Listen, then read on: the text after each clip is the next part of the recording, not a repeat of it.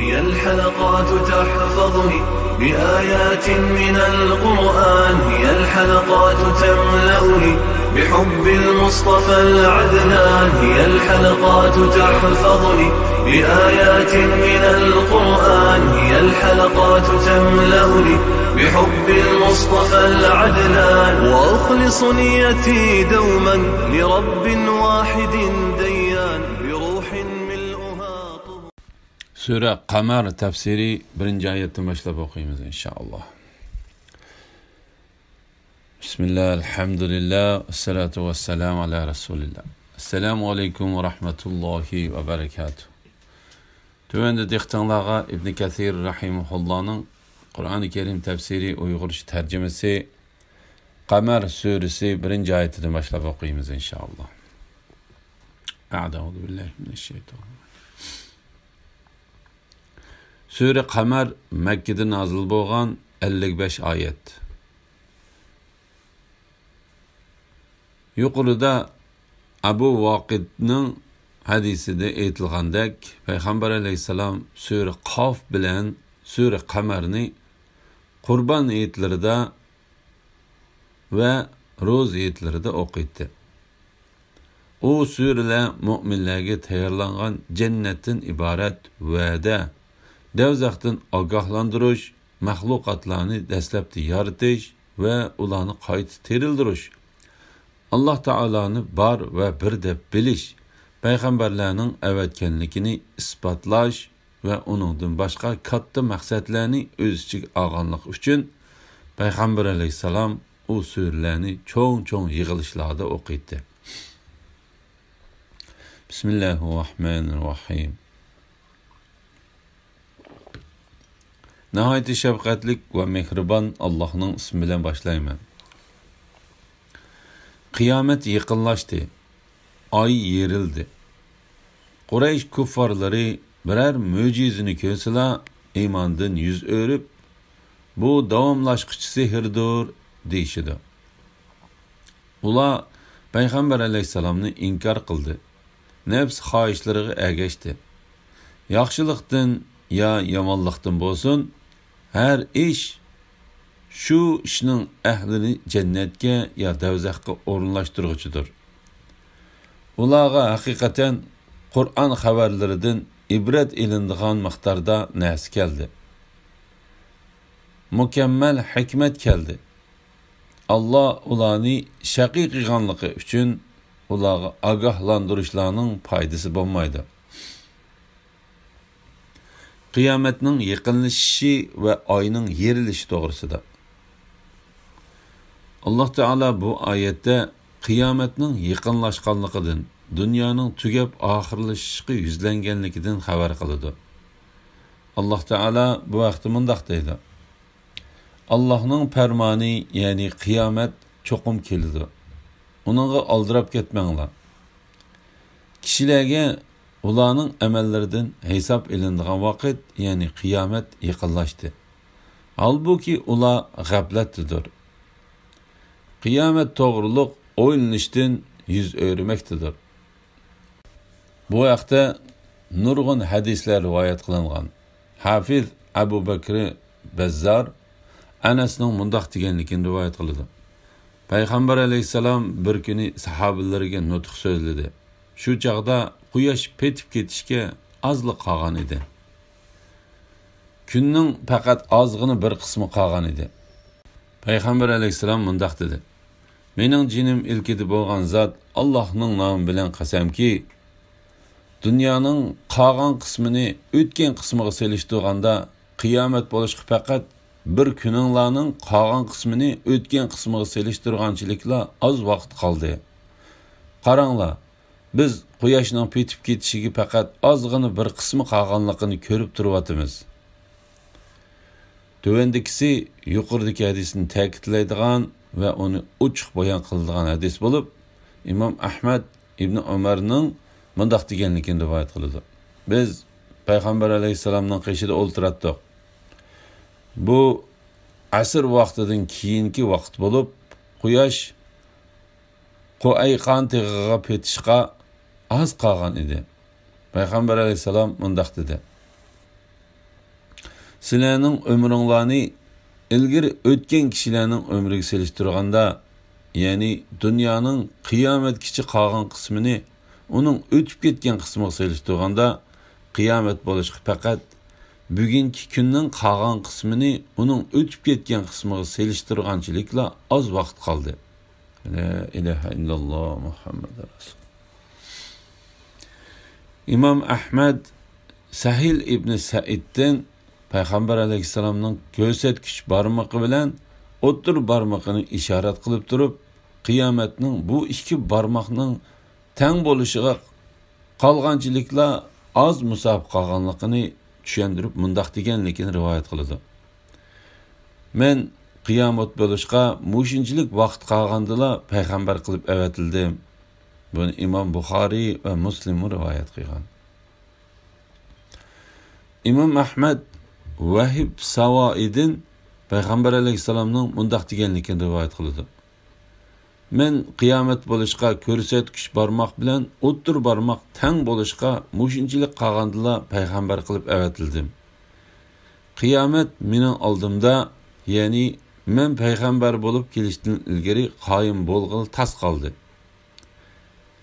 Amash bu hadisni ko'rsatkich barmoqi bilan o'ttir barmoqini birlashtirib turib tushundirdi.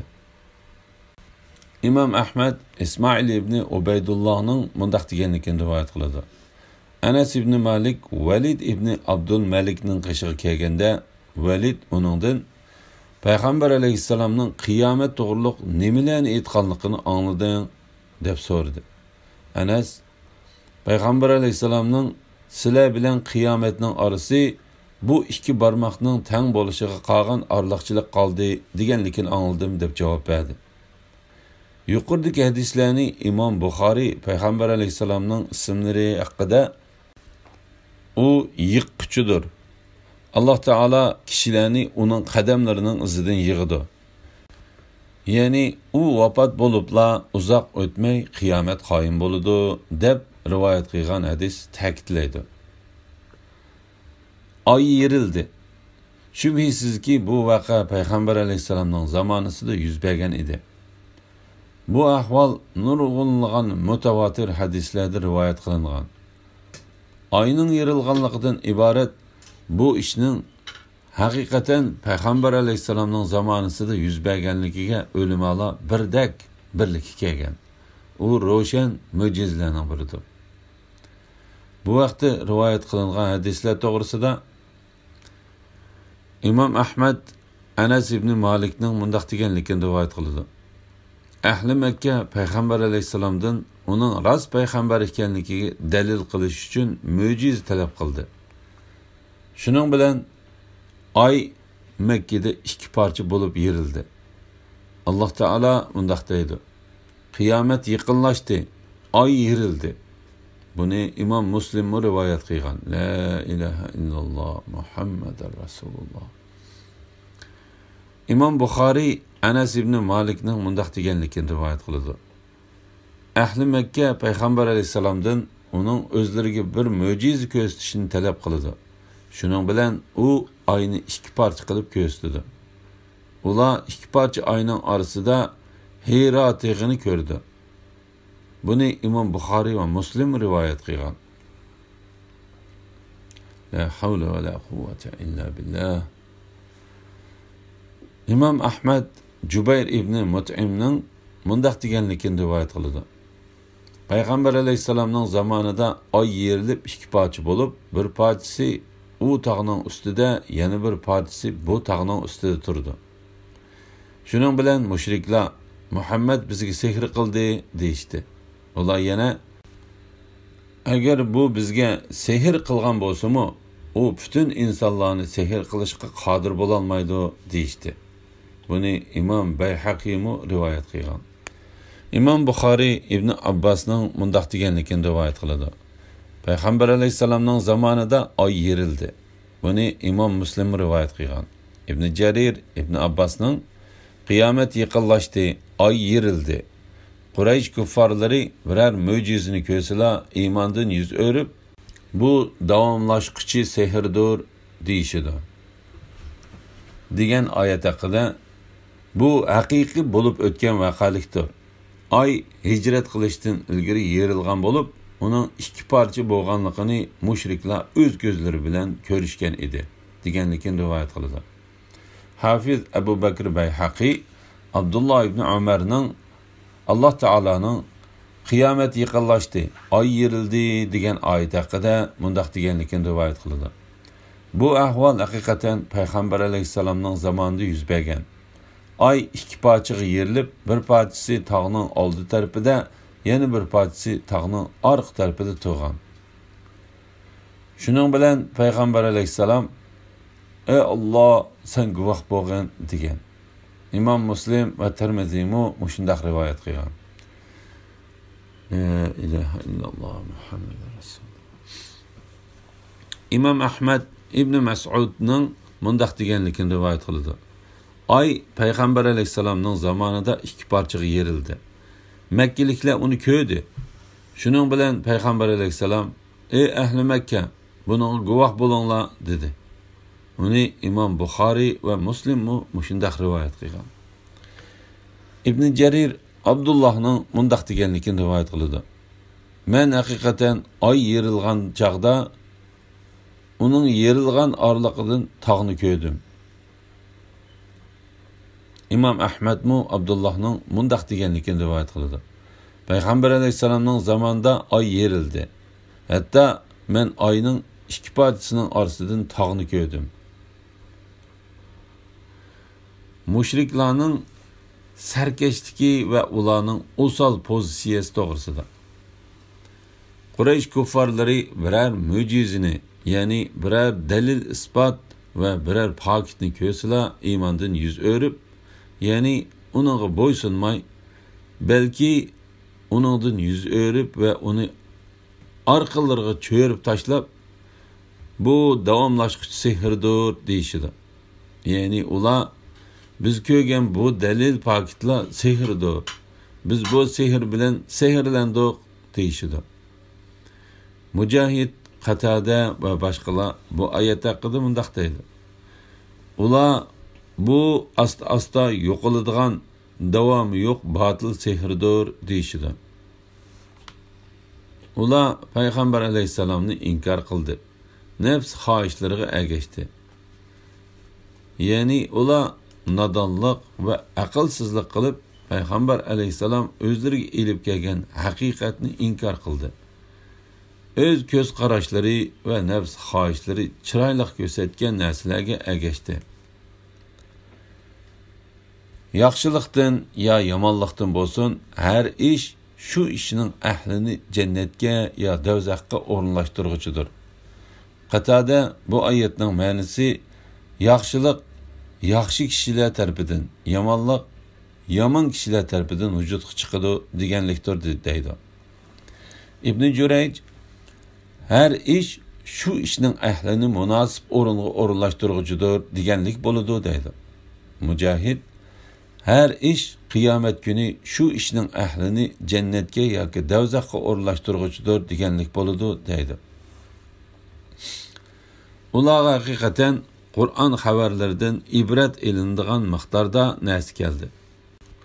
Ya'ni bu Qur'onda ularga tilovat qilib berilgan oyatlardan payg'ambarlarni inkor qilgan, shuning bilan ularga azob oqibat tushgan ummatlarning qissalari haqidagi xabarlar yetib keldi.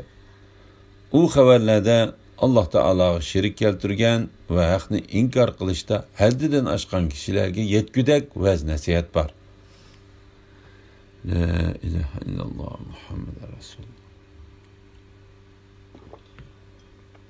Mukammal hikmet keldi.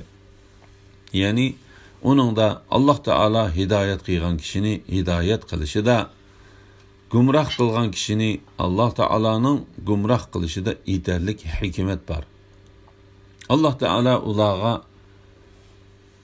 shaqiylikni tutib etganligi va ularning dillariga mühür besib etganligi uchun Allah ularni shaqiy qilganligi uchun ularga ogohlantirishlarning foydasi bo'lmaydi.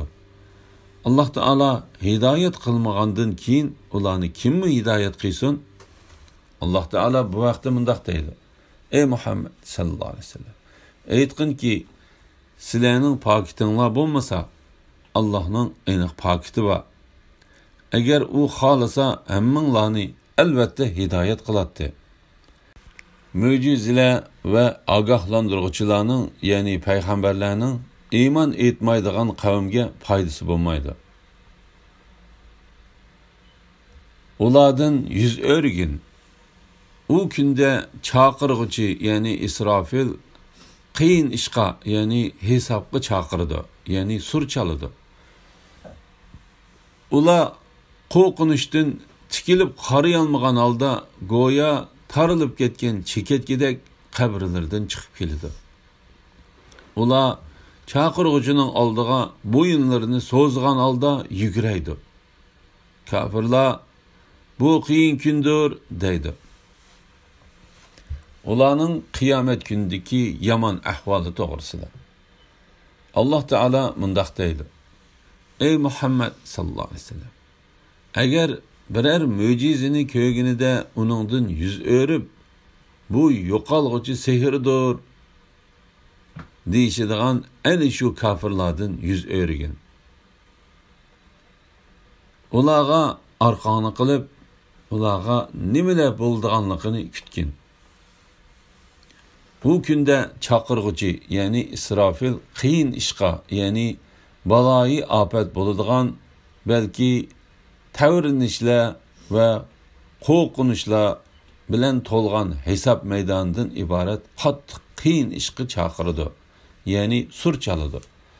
Ular qo'rqinishdan tikilib qariy olmagan holda go'yo tarilib ketgan cheketkidek qabrlardan chiqib keldi.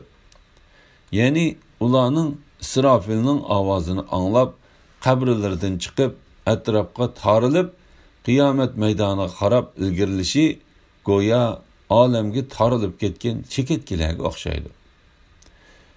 Shunga Alloh taolo mundaq deydi: Ular hech qarshilik bildirmasdan va kechikmasdan chaqirg'uchining oldiga bo'yinlarini so'zgan holda yuguraydi.